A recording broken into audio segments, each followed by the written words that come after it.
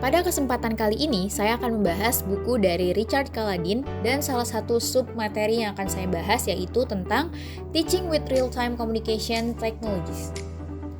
Real-Time Communication atau disingkat dengan RTC merupakan teknologi yang memfasilitasi komunikasi secara nyata atau sinkron.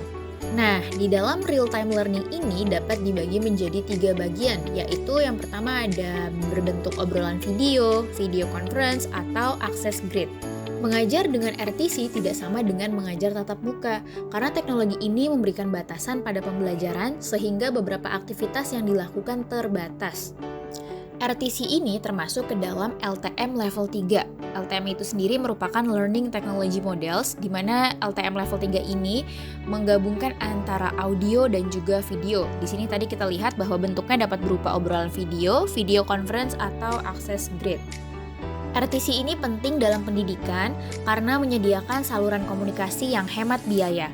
Pentingnya RTC dalam e-learning dan juga perannya di masa depan akan meningkat dengan adanya tren global, tersedianya perangkat lunak komunikasi video secara gratis, dan juga tren penggunaan kamera, mikrofon, dan speaker sebagai fitur standar komputer. Dengan meningkatnya popularitas video chat, maka siswa diharapkan dapat menggunakannya dan juga akan menjadi bagian dari pengalaman mereka belajar. Akan tetapi, teknologi seringkali memberikan batasan pada kegiatan pengajaran dan pembelajaran. Ada tugas-tugas yang dapat dilakukan dengan baik oleh teknologi, sementara itu ada juga tugas-tugas yang tidak cocok dilakukan menggunakan teknologi. Pada dasarnya, RTC ini dapat dianggap mirip dengan televisi, karena peserta dapat melihat gambar di layar televisi dan juga mendengarkan suaranya melalui speaker. Oleh karena itu, Learning Technology Models dan Learning Activities Models dirancang untuk memberikan pemahaman yang lebih mendalam kepada desainer pembelajaran dan juga guru tentang teknologi pembelajaran dan digunakan bersama-sama dalam proses pemilihan teknologi yang tepat untuk mata pelajaran, siswa, dan juga tujuan pembelajaran. Oleh karena itu, tujuan awalnya adalah agar siswa mencapai tujuan pembelajaran. Maka guru akan memilih teknologi mana yang cocok digunakan dalam pembelajaran. Selanjutnya, kita akan membahas mengenai one-way and two-way technologies and the learning activities model.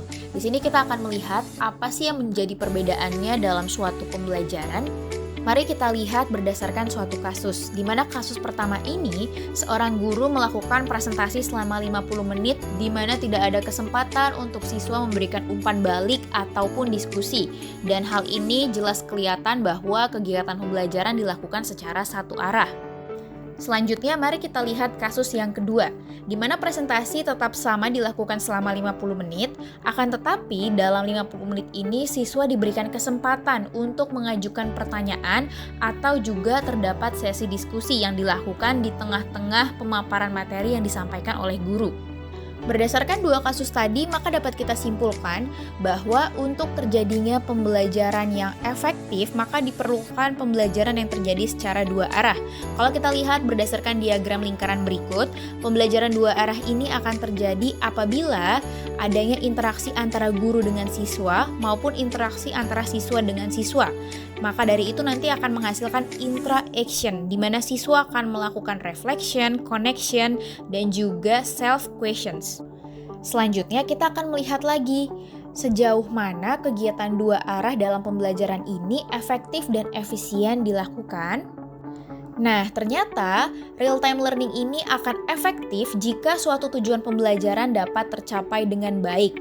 Nah, ini akan dapat dilakukan melalui kegiatan dua arah dan juga kegiatan satu arah ini pun ternyata dapat memberikan efektivitas yang baik apabila guru dapat memberikan kegiatan pembelajaran yang tepat bagi siswa. Maka dari itu, kita akan melihat beberapa kriteria yang menentukan keberhasilan pembelajaran di dalam kelas. Yang pertama, kombinasi kegiatan satu arah dan dua arah. Kemudian, sifat dari kegiatan pembelajaran, kekayaan media, keterampilan presentasi dari pembicara atau guru, dan juga motivasi siswa dalam mengikuti pembelajaran.